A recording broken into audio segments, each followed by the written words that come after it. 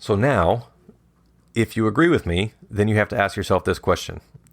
If I haven't done number 1 and number 2, would I feel comfortable saying, my whole life, I've only ever trained with the third best option to get ready for the gunfight? Welcome to Uncensored Tactical, where our goal is to talk about training, tactics, and more without being limited by red tape or a sterile, bureaucratic environment, so that we can bring you value and insight in a way that other organizations just plain can't. Okay, we're in. So this is another episode brought to you by specifically our Patreon crowd who, wow, I can barely even fucking speak today. I got a sick migraine rolling in, but I'm just going to keep rolling with my stutters and all. So this should be episode 173 on holistic gunfight prep. And again, brought to you by Patreons. I put out a couple ideas and they said this one by far was the one they wanted to hear about. So that's what we're talking about. So a huge thanks to our newest supporters. We got Keith W. We got Rondell. Hope I'm saying that right, brother. We got Matt D. We got Josh W. We got T-Rex Shenanigans, who's got a pretty cool blog. We got Brock B. What an absolute honor. I feel the weight lifted off my shoulders with every single bit of help from the audience. That means the world to me. So thank you so much. So last piece of upfront housekeeping. We like to keep this really short upfront.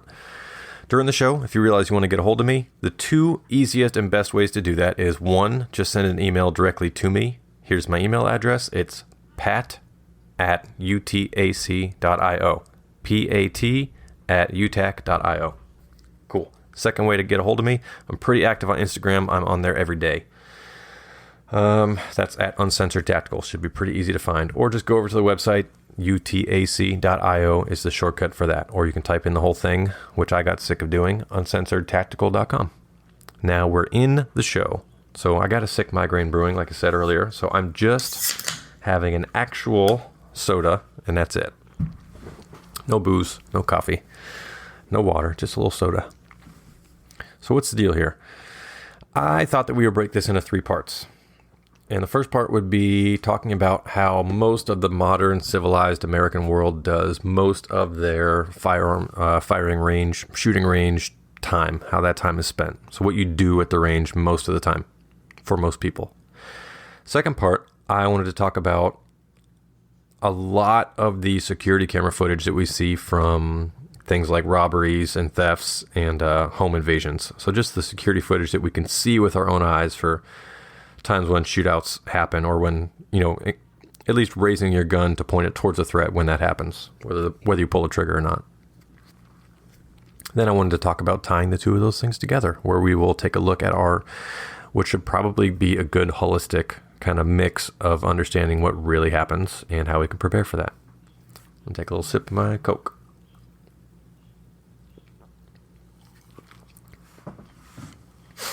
Up first. Common range training.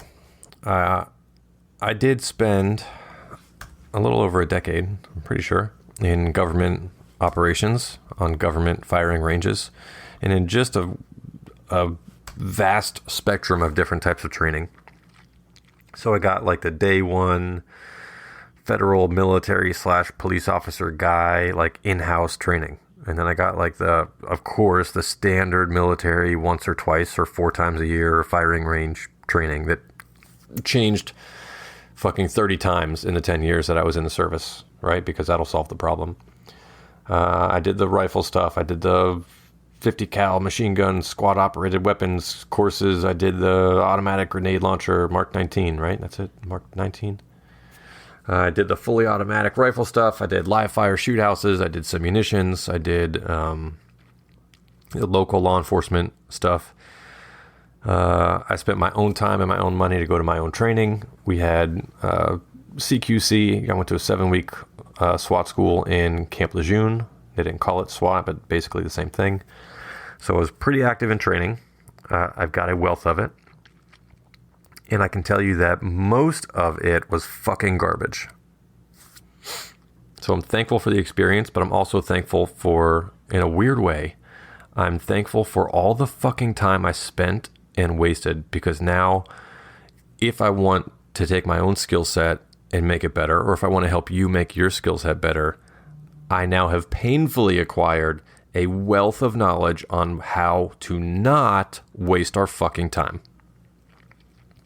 What does that mean, right? That's what we're getting to. What is normal range time like? You show, well, if you have an instructor, right? So I guess let's kind of divide it up at least to two parts now. So one is you have an instructor and you're their student, and it's for probably some type of professional training related to your job. Two is you just like shooting and you're concerned with self-defense, so you go to the range because you think that'll help. Cool. So if it's your job, you probably don't have a choice for what type of shooting you do.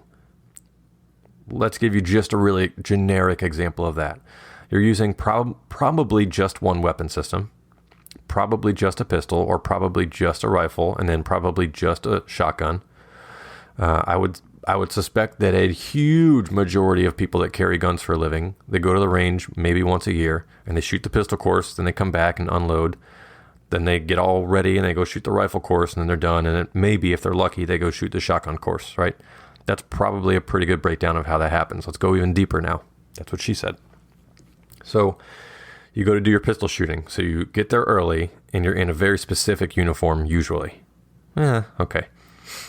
So already it's a fucking joke. So you're probably not, sometimes you are, some agencies have gotten hip to this, but you're probably not in the exact uniform that you use when you're on patrol or doing operations. You're probably in something similar, and you're either more comfortable because you can kind of, depending on who does your range training, you can either cut back a little bit and kind of act like you're not on operations. So you can not wear the tight necktie. You can not wear the itchy polyester pants. Like you can kind of maybe relax a little, or you're sometimes more uncomfortable than you are during operations. So usually if you operate at this mid-grade level, you might have to go to the range and change things so that you don't get in fucking trouble by your command who says, you can't operate that way in the street. And you're like, yeah, I would never do that. But that's what we all do, right? I know I'm talking kind of fast here, but hopefully that makes sense. So you're usually not in the exact situation that you would operate in.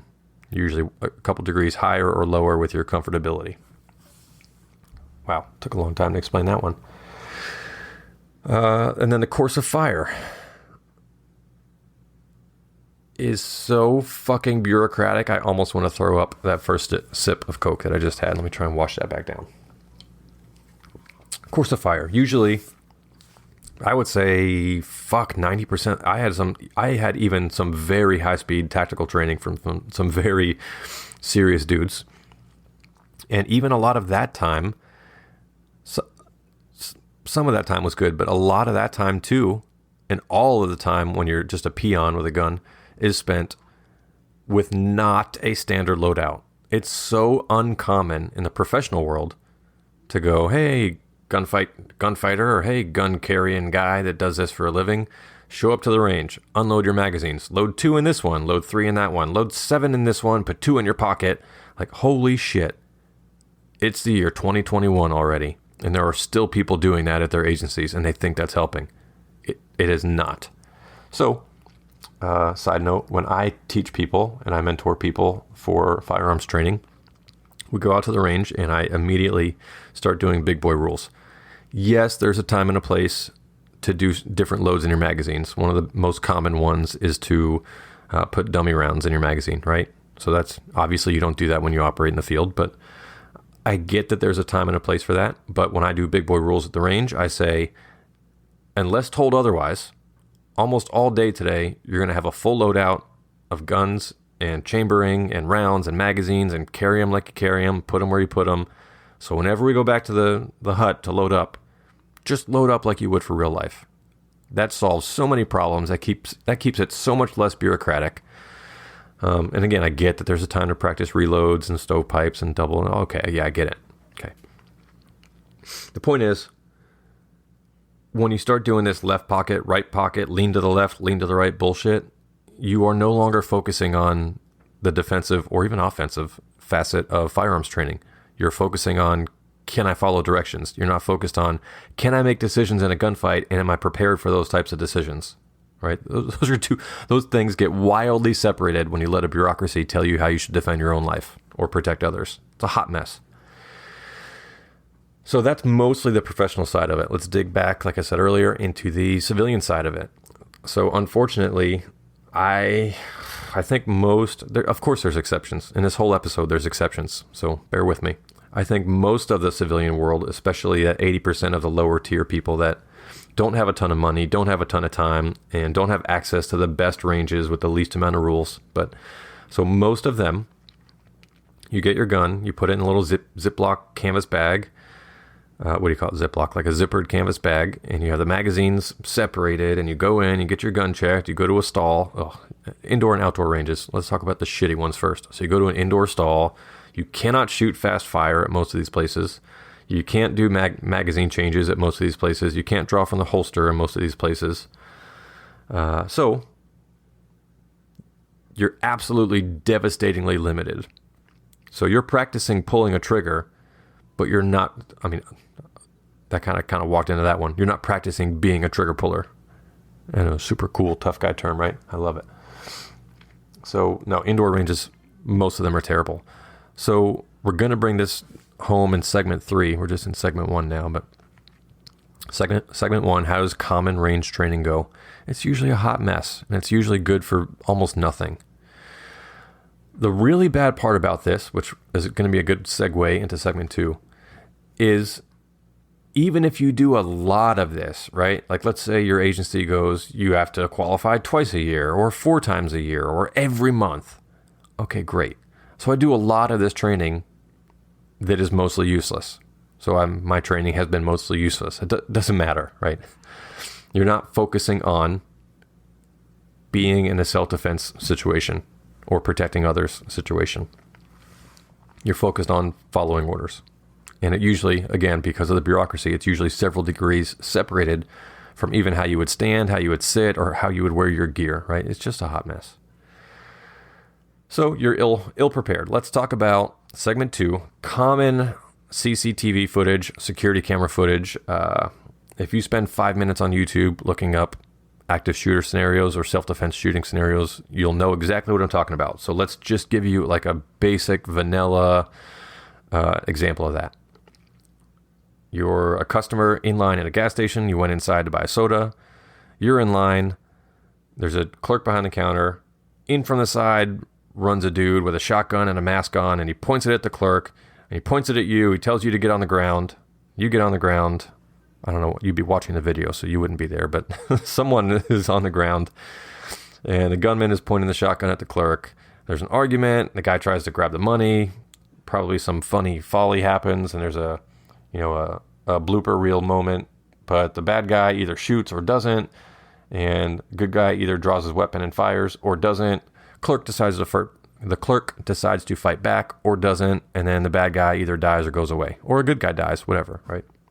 Really, really common scenario. We already saw there's a couple good variables there that we can pull out, but even that one, which I'm certain, if you're listening to this show, I'm certain that you must have seen something like that somewhere on TV or in the movies or on YouTube or on Instagram or whatever platform you're on.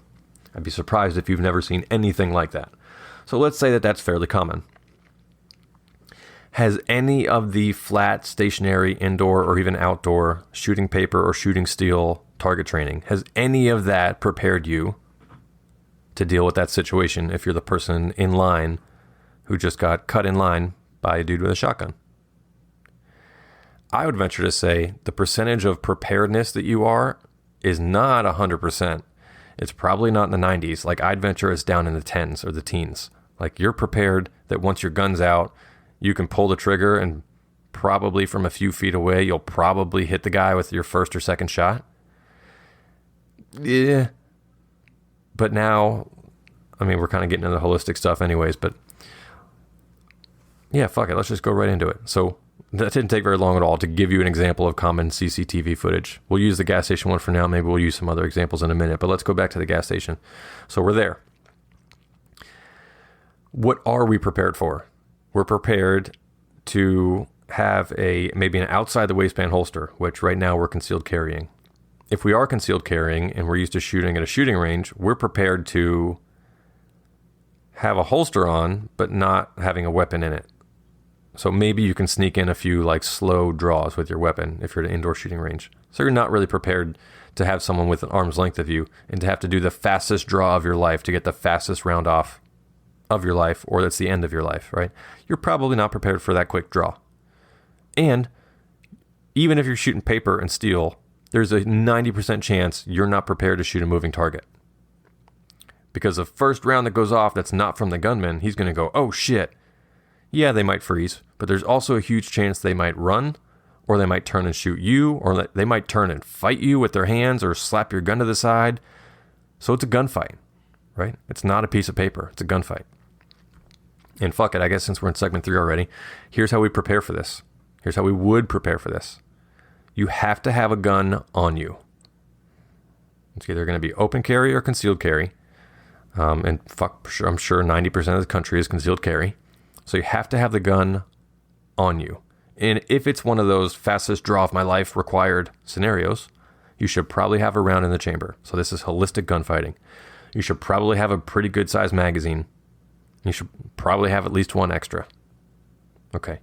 You should probably be paying a fucking attention. Yes, you can't pay attention all the time. You can't be up in the orange or the red all the time going, oh my God, what if someone comes in? But in places like this, where there's a lot of people you don't know, where there's a lot of blind corners, where it's, lots of less than admirable people are in those places lots of times, you should probably pay a little extra attention in those types of places. So have the gun, have it chambered, pay attention. So when this happens, you now have to have this whole other side that has nothing to do with being on the range.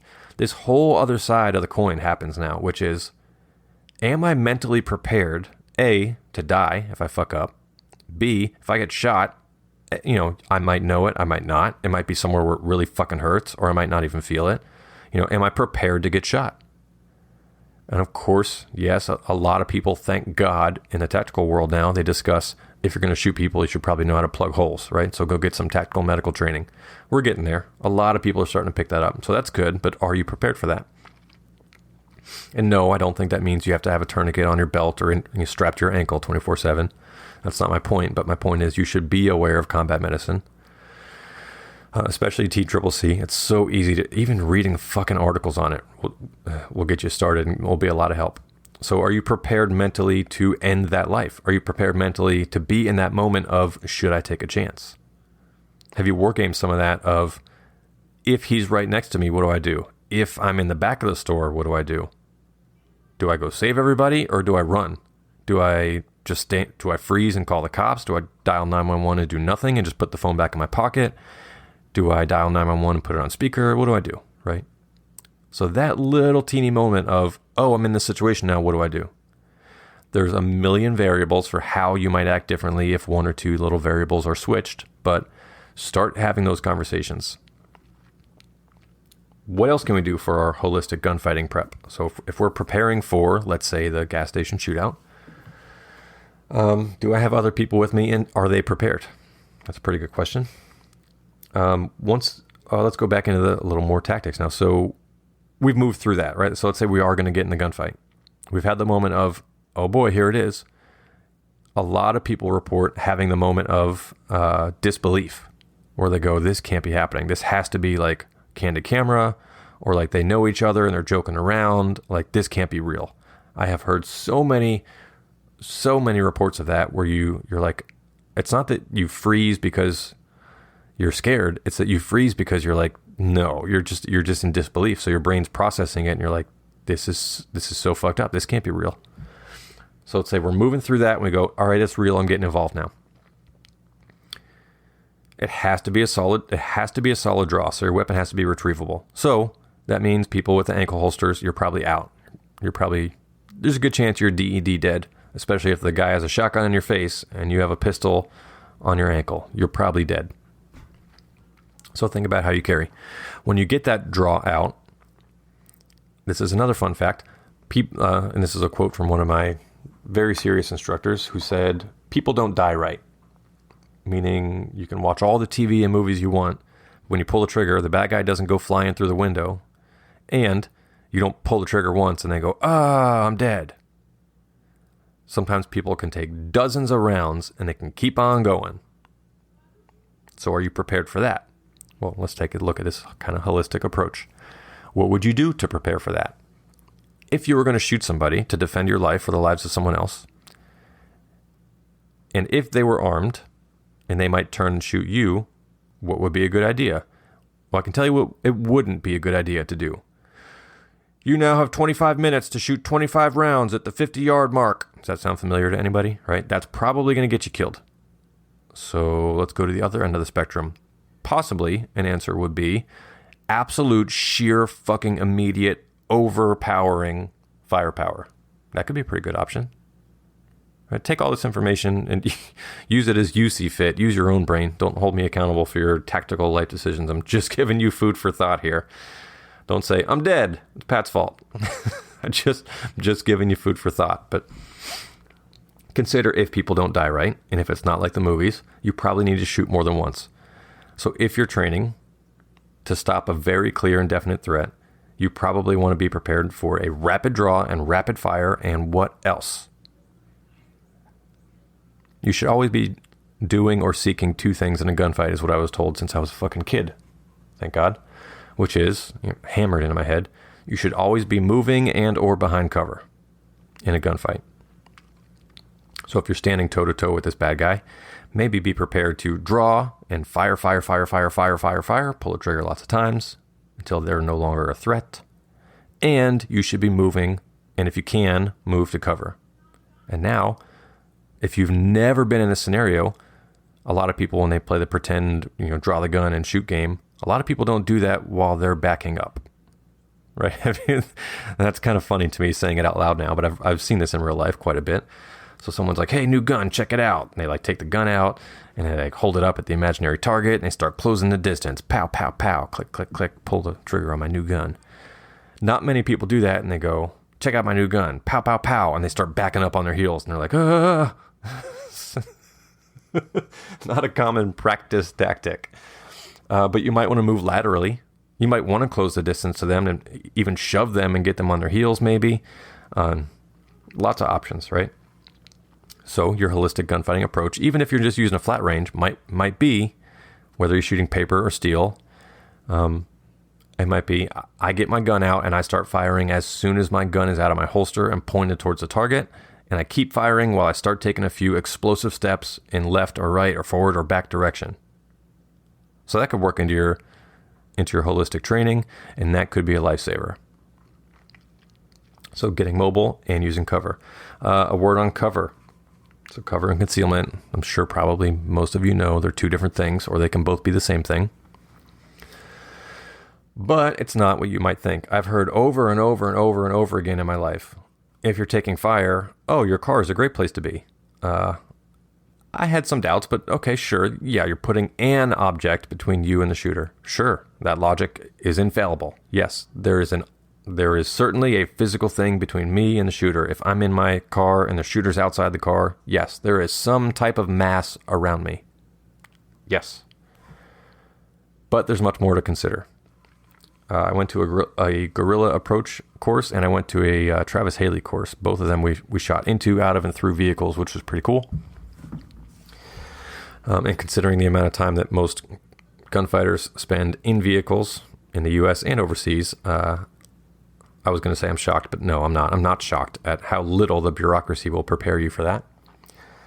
So shooting into a vehicle, let's talk about that for just a second. Let me give you one nugget that I learned from one of these courses, which was, yeah, it's really, really common advice, especially in the law enforcement world. If you're taking rounds and you're in your car, that's great. Just be in your car or stand behind the door and open the door and shoot through the V. Sounds awesome when nobody's shooting back. When you get just one shooter, even if they just have a pistol, let's say they have a good sized magazine though, so maybe, a clip, right? A magazine with maybe 15 plus rounds.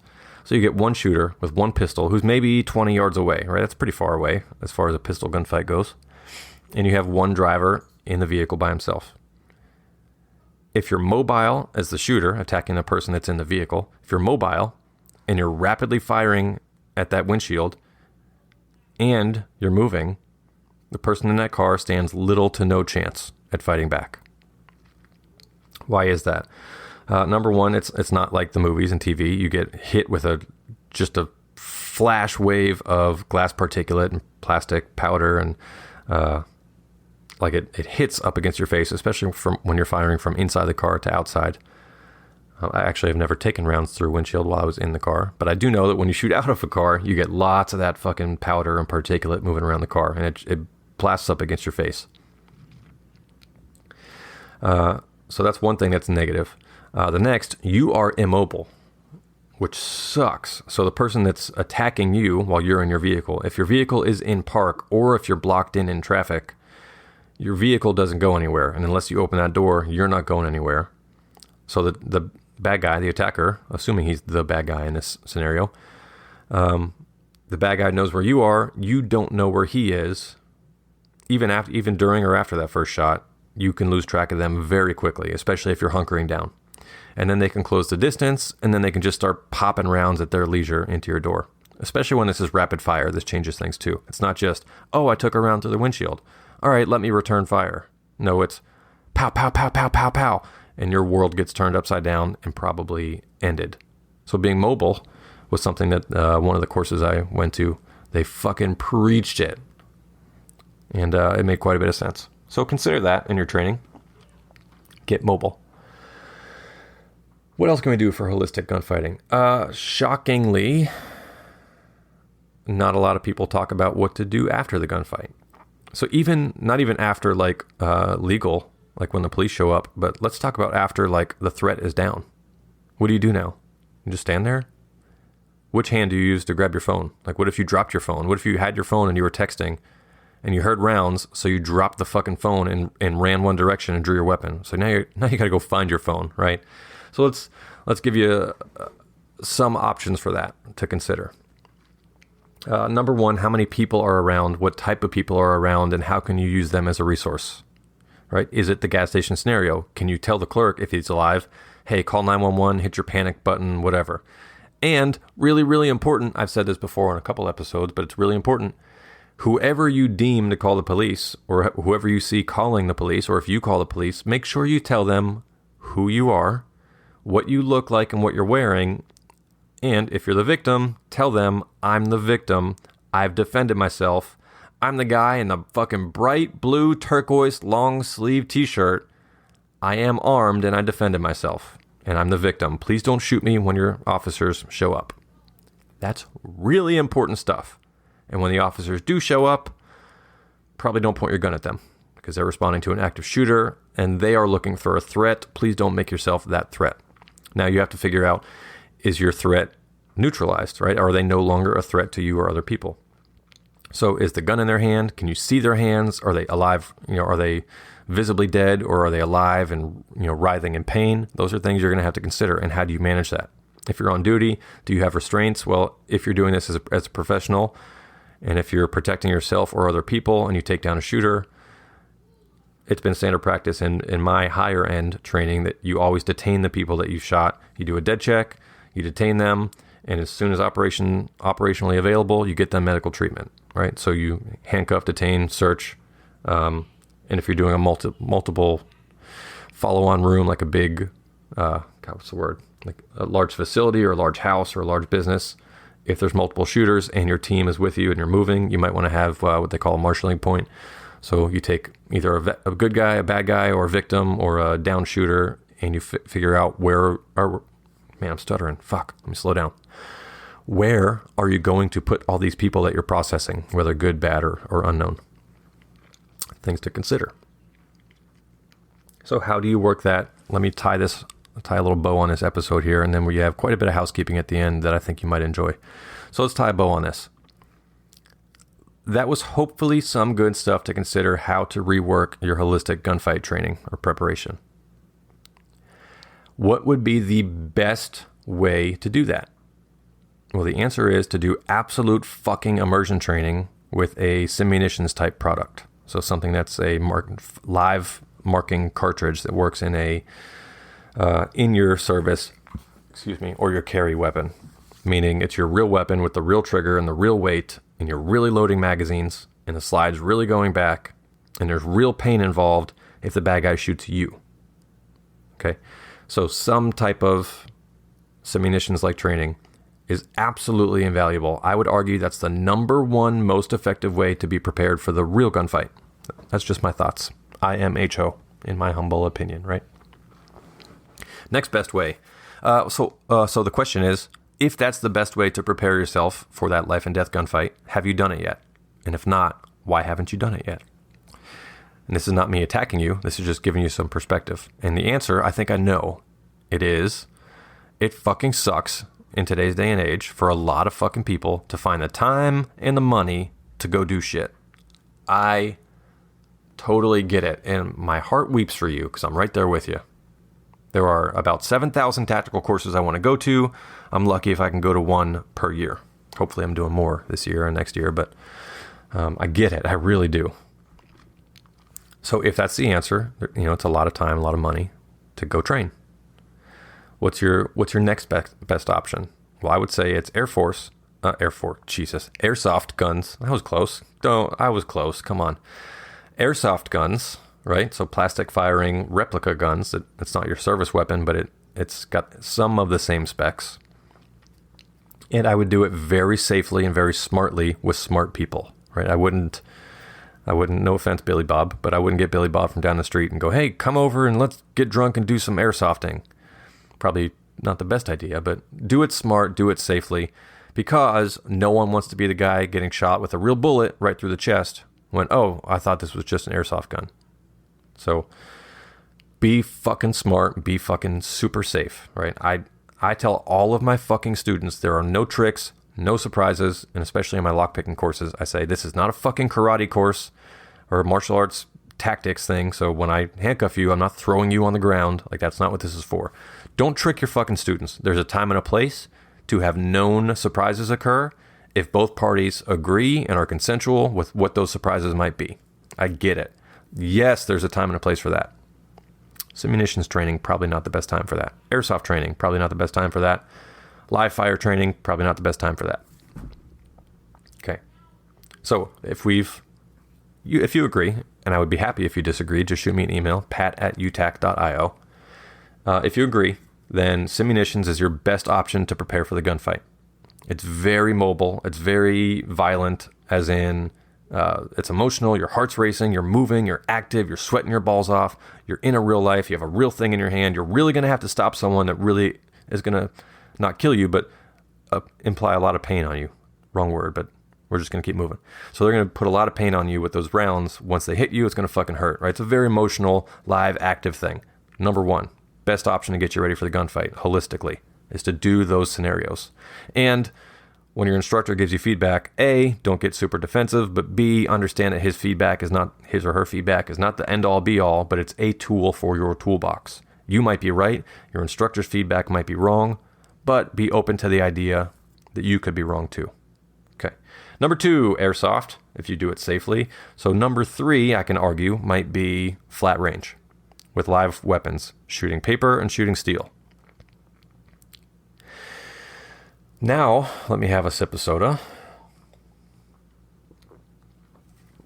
And now let me ask another question. If you agree with me, and if you think that flat range training, even a good flat range, it's like outdoors where there's no one else around and you can shoot like 180 degrees left, right, and forward with all sorts of obstacles. Even if you have that, I would still argue that's your third best option to get you ready for the gunfight.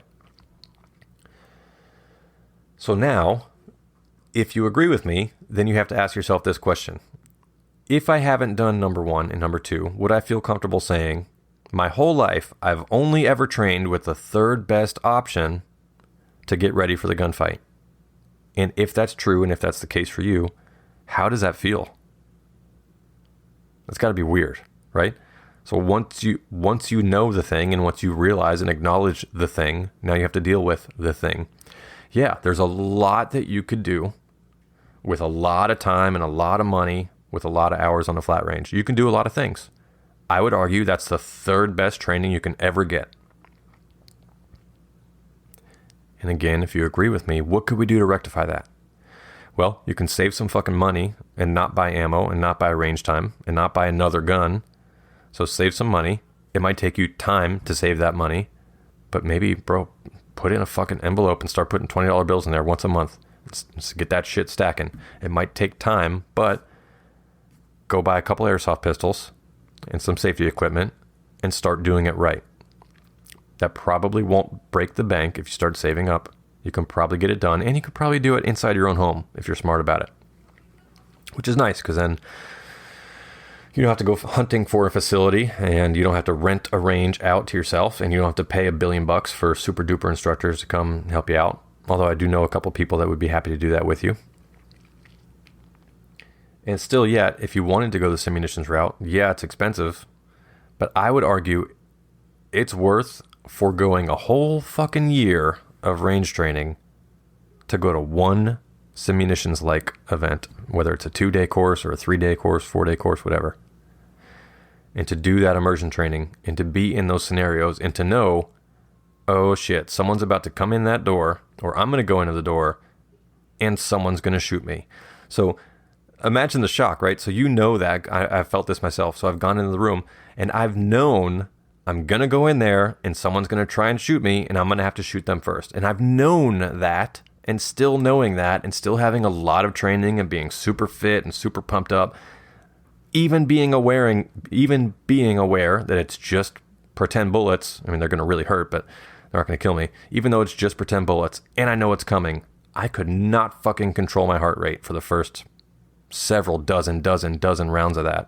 I did get to a point where I was much better at it, and I was very inoculated to it. And I'd like to get back to that, but even knowing, it sucked. So now imagine not knowing, and you turn around and you go, oh shit, now it's the moment right now, and I've never done anything like this, just flat range.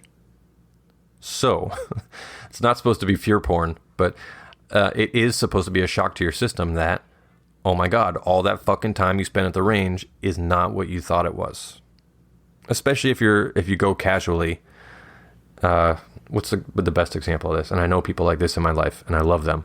But the best example is you meet up with the boys, you get to the range, you got all your stuff in your zippered pouches and your rifle bags, you carry the bags in, you pay the clerk, you pick your lane, even if it's a nice facility and even if they have pretty open rules. You get your stuff laid out and you go, oh, which magazine is mine? Oh, let me put it in. Oh, let me shoot the pistol a few rounds. If that's what you do, and then on the outside you go, can't wait for Civil War Part 2, you're probably not prepared. So I think I did pretty good. This was not a politic episode, although I don't talk politics. I talk about how government works and how people should work, but I don't give a shit about the red-blue nonsense. But not political. I just wanted to show you some people think they're prepared for the gunfight, and in reality what they do is they plink at targets. And that's not an attack on them. I have a huge raging passion for helping to get people to train better.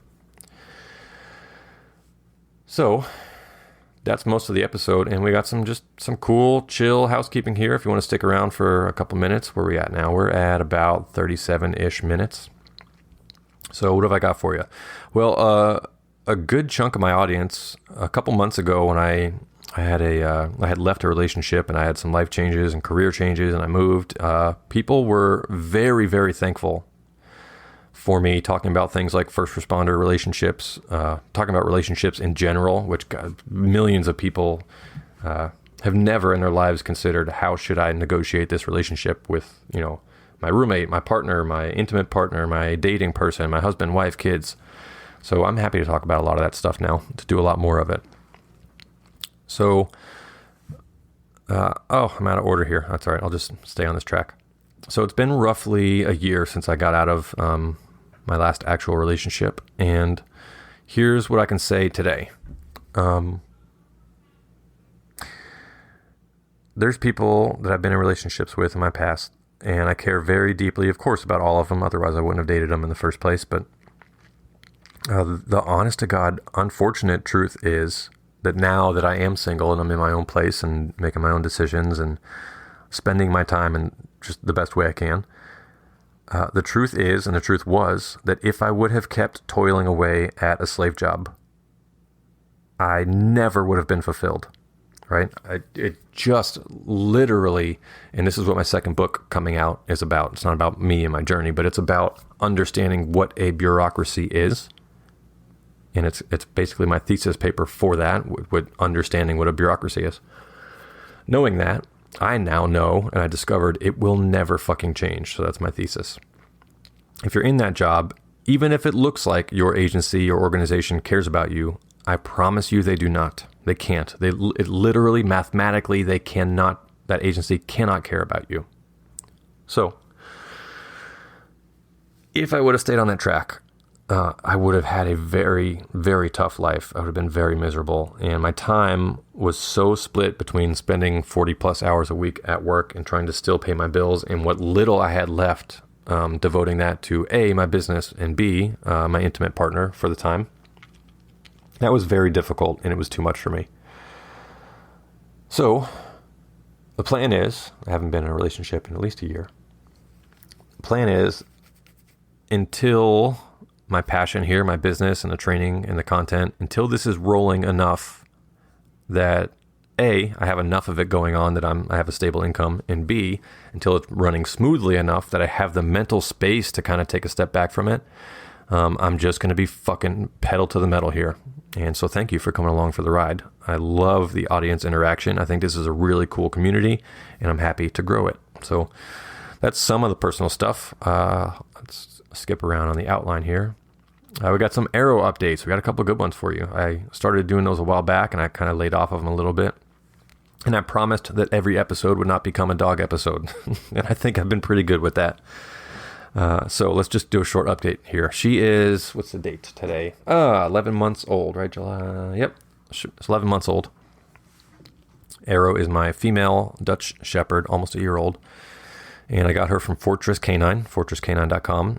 I am a franchisee of them, and we are affiliates. So if you want a Fortress Canine trained dog, or if you want some dog training, contact Joel over at fortresscanine.com. You can find him on Instagram. He has a Facebook page he's not very active on, and he has a podcast called Protection Dog Podcast. Go check that out. He gives out his phone number on almost every episode of his podcast. Just shoot him a text. If you tell him Pat sent you, he will get you a discount on a dog purchase. And I don't know about the training or not. I'll have to double check, but just get him on the phone or get me on the phone, right? I'd be happy to talk to you and do some introductions. If you want a high quality dog, he'll get you a discount, and he'll also support the show here on the back end of that. So that's who we're talking about. We're talking about Aero, who's been really good right behind me here. Hi, sweetheart. Oh, she is out. Good girl. Out like a light. So most recently, we moved to Texas together, and she went from living in a tiny studio apartment, and now she lives on a huge farm, which she loves. Loves it. The first thing that happened when we got here is we started doing a lot of activity with her, and she ended up tearing her 2 front paws and maybe even her back paws a little bit. I don't know if they were burnt from one jog that we took on the pavement, or if they were worn from running too hard on just gravel and just concrete for a little while, or if she just took one big fall and that caught the brunt of it and it got ripped or scraped. But either way, her front little doggy pads on her feet got really ripped up. So she could barely walk. She almost looked like she was on, what do you call it? Like a biological weapon. Like she was like doing the breakdancing and like couldn't walk. I was so sad, but we figured it out. And after taking it really light and really slow for a few days, she ended up full recovery, good to go. So it was a good lesson learned for both of us. What else happened? After that, she took a puncture bite right on the cheek, through the cheek, and one through the front of the lip, just under the snout, and one tooth, or maybe 2 teeth, on the side of her cheek, like if you like give yourself a fish hook in your cheek. That sucked. So I put some ointment on that. We tried to keep it clean, washed it out, and it swelled up like the size of a golf ball on her right lip, but swelling mostly went away by the second day. Got a little bit better over the next few days, and now that was maybe a week ago or so, maybe 2. So she's about 98% healed now on that. So we're just going from fucking one injury to the next, but that's part of learning and part of life, and she's tough. What else? She tried to dive through a fence the other day. A fence has like 4-inch by 4-inch squares. So it's easy to miss if it's blended in with the garden, which it was. And she tried to go right fucking through the thing and did not go through. So she got a little confused. She was running and she jumped and she stopped. So she stood up and kind of shook it off, and it was funny but sad. And I told her to go get her tennis ball, and she was like, "What ball?" And I'm like, "The one that was just in your mouth, idiot." And it was right behind her, and she's like, "I got no idea what you're talking about." So that was a good moment. So she's tough for sure, and she is pretty smart too. We've been doing very good with all of her drills in public and traveling. The current focus for the week for Arrow and I has been that her at rest is a little bit spastic. Not bad, just a little bit, where she's, like super fast breathing and heavy, like that rapid, shallow breathing, but a lot. And in times when you're like, you've been laying around all day, you're still laying around, like what the hell is going on? So I think maybe could be of course, it could be a complex problem, but the point is, I wanted to kind of get her to relax. So it's really, the math equation on here is really simple. You praise when they're doing what you want them to do, and you don't praise or you punish when they're not. So there's no punishment required, but I did a lot of praising when she was calm. So she'd sit there and she'd huff and puff and huff and puff and look left, look right, huff and puff. And when she'd finally go, and she'd sigh and she'd put her head down, that's when the petting started. That's when I love you, good job, very good, relax. So we've been doing that a lot, and it looks like it's working really well. So those are some Arrow updates. Those are some relationship updates. And just the last one here before we talk about specific tactical updates is I'm currently learning how to homestead out in Texas right now. So I have a family that's hosting me, and I'm incredibly humbled. It's just an awesome experience. And daily I am learning how to manage a family, how to manage a farmstead, how to manage, your plants, your animals, your mechanical machines, your income and expenses. And I'm really, really, really thankful for the experience and the opportunity and the hospitality. And B, I just looked to my left out my window and saw some horses like 10 feet from me. So cool. But I just feel so fucking like grounded and connected with life. I'm just vibrating. I'm buzzing. I love it. And there are difficult days. There's difficult moments. There's difficult chores and tasks. And the workday is from sun up to sundown. Like it keeps going. There's always something to do. You're always behind the ball here. But I love it. I am so glad that I got out of the cities. So that should be all the updates. Now we got some big boy shit going on at UTAC. I would love to tell you guys about it. So I am not one for tons and tons of swag items. I don't like swag items for swag's sake, and I don't like I'm going to put my logo on this and jack up the price so that I can make money. Yes, I do want to make money, but I don't want to, like I said, I don't want to say, what other swag items could I use so that I can make money? That's not the point. So I've been very slowly developing them when it makes sense to. So we got some stuff coming out here and there, but I wanted to be very intentional about the design of it. And again, I didn't want it to be sterile and boring and corporate and kind of sell out like. So some swag is coming. That's also nice because it gives my in-person courses a little bit extra value too, and I can throw that stuff at them for free for coming to the course. Good segue. The in-person courses will continue because my career changed. I now have a lot more time to devote to courses. If you're anywhere in the Texas area, or you can drive out to the Houston area from wherever you're at, we are going to start opening up one-on-one and small classes here. So if you have scheduling issues, but you could make it out to Houston for a day or two, let's talk. So let's get on an email, and I'll do a whole course with you, but we'll figure out a time that works for you, and we'll figure out some of the details so that we can make that happen. If the top of the pyramid for Uncensored Tactical is the in-person tactical lockpicking courses, and we are expanding back into the gunfighting, and we're expanding into some other things too in the future. But for now, the top of the pyramid is these in-person courses. I love them. It's what I live for, to get people in seats and then to get them out of seats and active. and to learn some hands-on skills that give you a huge return on investment. So we pack as much value as we can in the courses. There's a couple new ones popping up here and there. So check out uncensoredtactical.com/courses, or just go to utac.io and click on the courses tab. So the courses will continue. The earlier you sign up, the better. Big update here. In the future, we will be changing the way we do signups. We will have discounts for the first few signups. So we will do a short window where discounted tickets are available at a pretty good discount rate. And then we will be shutting off the ticket options or the enrollment option at a specific date before the class starts. It's really tough financially and logistically as a one-man show to be unsure of the count for students. So a lot of, not everything, but a lot of stuff in the courses are proprietary for that course. So if I do something like printing out a student manual with the location on it, well, it's something that I waste money if I print too many and I don't need them. So we're always trying to make every course better, and we're trying to give you as much value as possible. So instead of jacking up the course rates, we're still going to stick with the current rate, which for now is $850 a student, which is pretty good for a 2-day course if you're getting $200 to $300 of gear as soon as you sit down. So that brings it out to about a $300 a day course times 2 days, roughly. So that's for now. Stay tuned on Instagram. That's where I'm the most active, and check back frequently on the podcast and on the website and the courses page that we're trying to update. It's under construction, so bear with us if you see an accident here or there that doesn't make sense on the website. We're still working on it. What else? Our huge video master's course series will be available soon.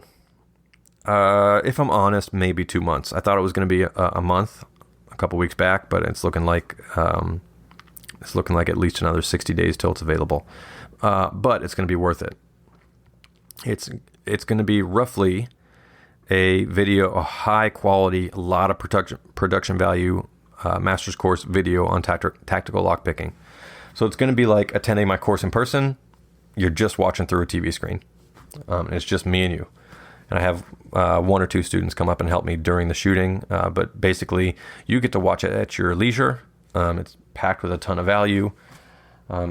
It's going to be really good if you've wanted to attend one of my courses for a long time, but because of travel or timing, you couldn't. So it's a great way to get almost the whole experience. So stay tuned for that. What else?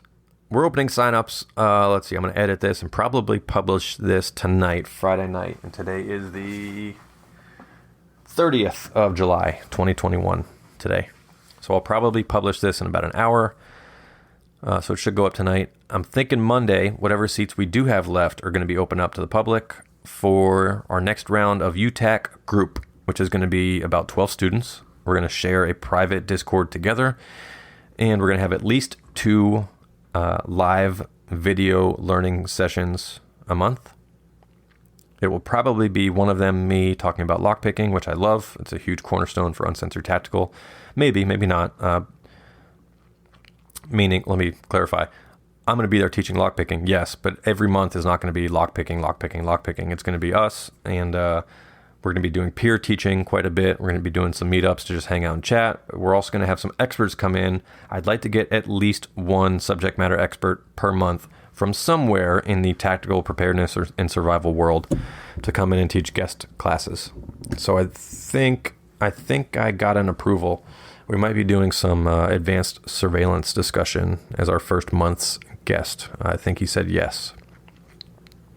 So Monday we're opening it up, and I think we might have like 4 seats left in that. So it's going to be $35 a month, and it's going to be through Patreon.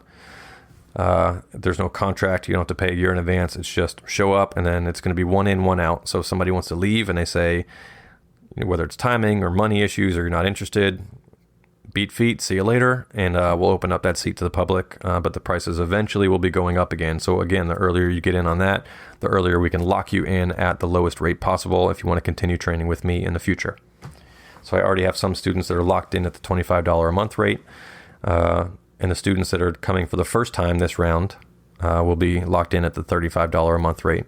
And again, it's very exclusive, meaning once these seats are gone, they're gone. Cool. I'm so excited to have told you guys all that.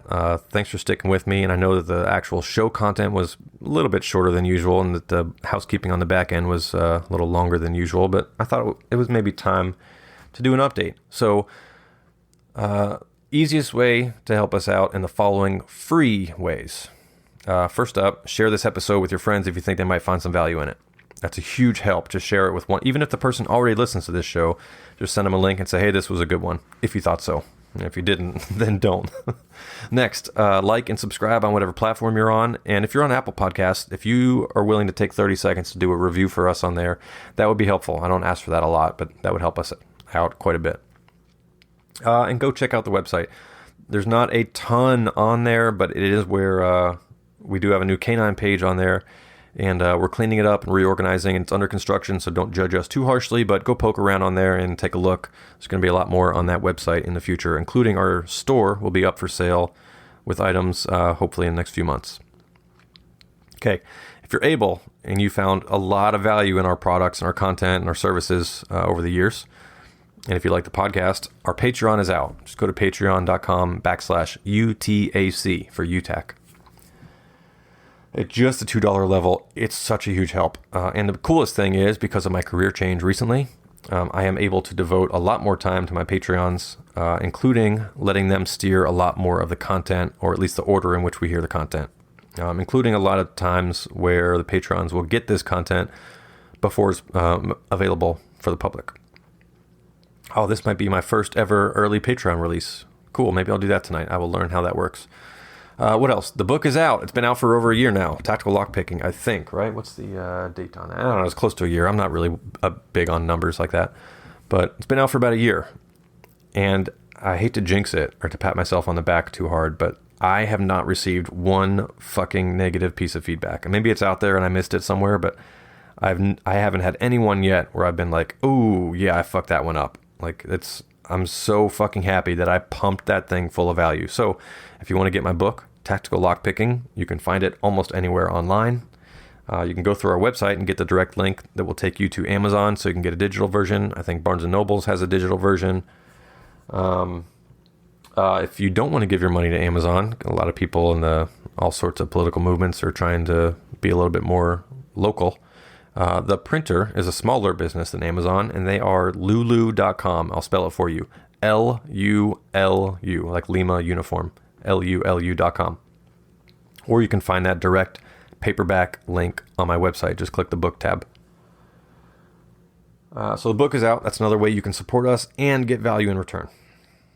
The courses tab on the website is occasionally under construction. We're adding and removing events, and sometimes it gets mixed up, but the courses tab is up. It's a really cool place to check out, and including after we complete a course, we now are doing after action reports where you can take a look and see what that course was like so that you know what you might be getting in the future.